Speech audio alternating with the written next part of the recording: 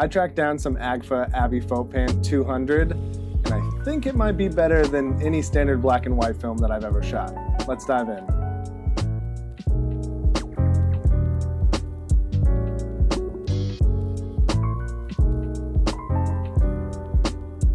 Agfa Aviphot Pan 200 has been a film stock that's on my list for a while now. Sometimes it's rebranded as Rolly Super Pan 200, which sounds a lot better and is much easier to say than Agfa Aviphot Pan 200. But regardless, the images that I've seen online look rad. It's a near infrared film that was used for like aerial surveillance back in the day. Honestly, it comes in all different types. I've even seen like 4x5 sheets, 8x10 sheets, but I ended up getting my hands on 50 rolls of 120 from Mexico City. It was bulk loaded by Lumina Photo Lab, which I'd never heard of before, but it seems like one of his specialties is getting his hands on Aviphot Pan 200.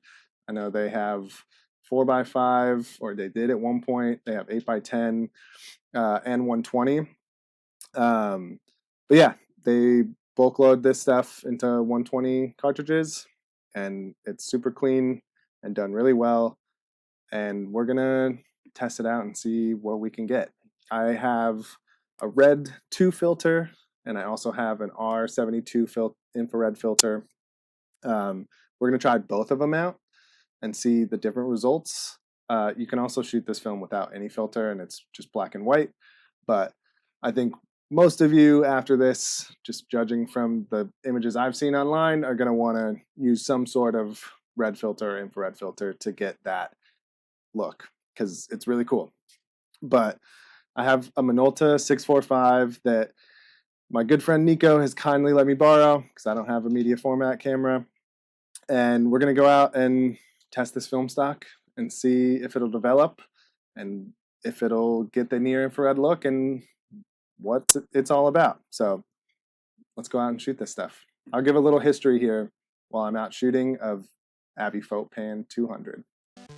A little bit of history. Agfa Aviphot Pan 200 was not originally designed for photographers, but for aerial surveillance during the Cold War. Produced by Agfa in Belgium, it's a medium-speed panchromatic black and white film with exceptionally fine grain and sharp contrast. One of its key advantages was extended sensitivity in the near-infrared spectrum, allowing it to penetrate atmospheric haze and highlight differences in vegetation, making it invaluable for reconnaissance and mapping.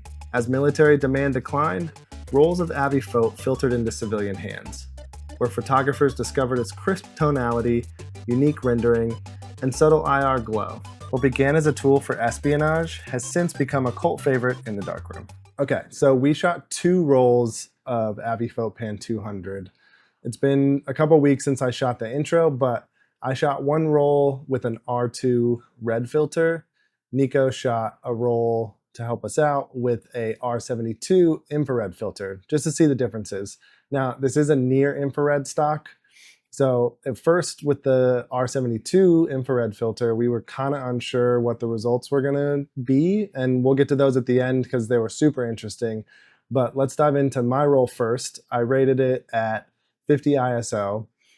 Let's pull up some of the images here. At first glance, this film stock looks rad. It's contrasty, it's super sharp. The grain structure, I mean, it's really small. Granted, it's 200 box speed. I probably overcompensated for the filter. I think you can shoot at 100 ISO and be totally fine.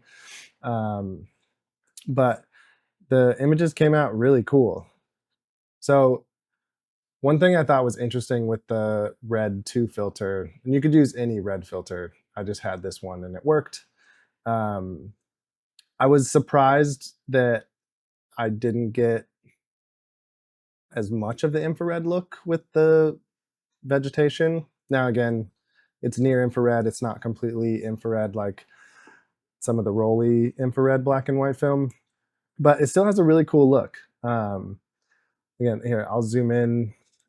You can see like the grain structure is tiny, like fine grain. It's relatively sharp, but I like the contrast. I think it does add a cool look because you get kind of that glow depending, which in this next photo, like this, has the infrared look to me. But it's subtle. It's not like overpowering. I, I mean, it's a really cool film stock, and I will say it has a bunch of latitude. I again probably overcompensated at 50 ISO, but it looks really cool. I definitely want to shoot more of this stuff, even with non-vegetation. Like this isn't really your prime infrared setting. It's urban New York City. There's literally no plant life. It still looks great. For me, it's the contrast and the tonality. Like if you look at the buildings and the brick, like it's got the whole gradient scale from dark darks to white whites.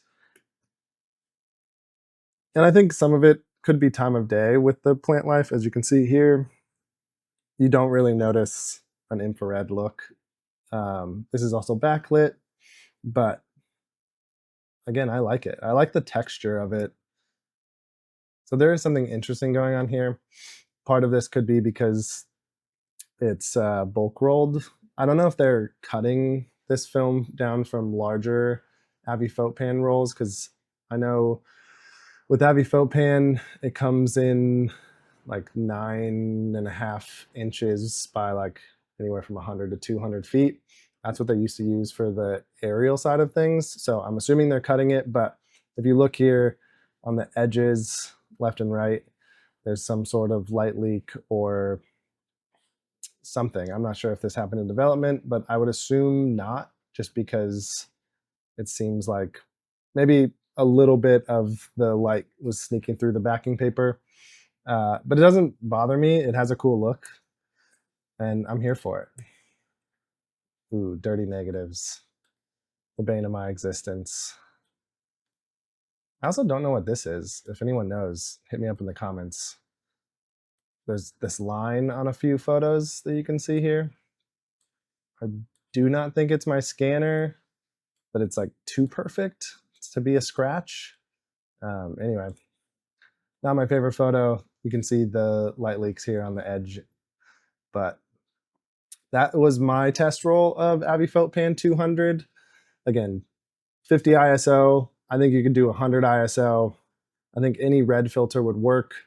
I metered through the lens. I didn't do anything special. Threw the filter on, set the camera's ISO to 50, and went shooting. And it came out really cool. I think my favorite image, probably the plants with this close up here, and this old school, I don't even know what it telescope that you paid for. I forget what it's actually called, but that's okay. So Nico's role, he was in Seattle and went on some crazy hikes.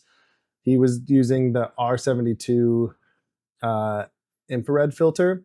Now, the near infrared, it sees a different spectrum of light than we can see with our eyes, but the R72 filter cuts everything up to 720 nanometers.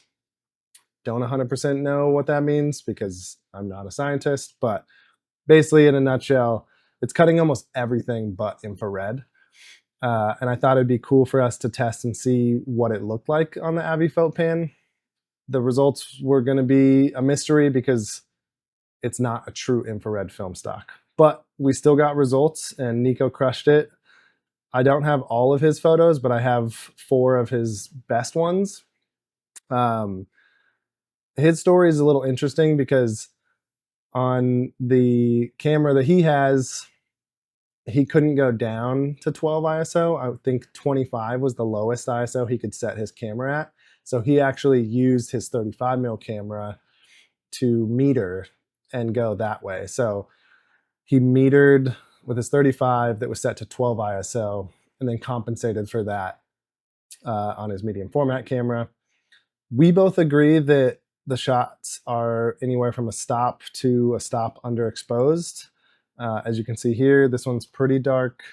I mean, like, even if I try to raise it a little bit, but it's cool. Like, this is what it looked like just from scanning, no editing.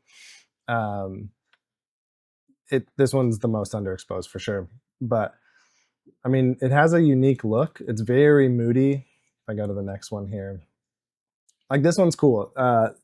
Again, surprised that the foliage and the trees here don't have more of an infrared look. Could be time of day. It could have been the filter. I think one thing to note is the filter that we used was like a cheap off-brand filter. It was not like a Hoya. So that could be a factor as well. But regardless, they still have a different look compared to my roll, which I use the red R2 filter. Moving on to the next one. Like his frames are beautiful. Like this is very Ansel Adams. It's just under a stop or two. Like if you raise it in Lightroom, like I'm raising it about like, this is a stop and a half-ish. And if I boost the contrast, they look cool. Like he got usable images just out of the scanner they were under. So there's definitely some stuff to work out here. I would err on the side of caution using the R72 filter, or try a Hoya, like a good R72 infrared filter, and let us know what your results are. So we're constantly experimenting. This is his final shot. It's interesting that this one looks relatively exposed, but you don't have the contrast that I feel like we got when we were using the R2 filter on my roll, shooting at 50 ISO. So all fun stuff. It's fun to push these film stocks and see what they can handle, what they can't, where the image falls apart. But in my opinion, I think it'd still be cool to experiment with an infrared filter. We might play around some more. But yeah, that's our tests on the Aviphot Pan200. Super cool film stock. I think it's super affordable for a near infrared film. So you can play with the near infrared side, or you can just shoot it normal black and white. I mean, it's got options, which I think is fun.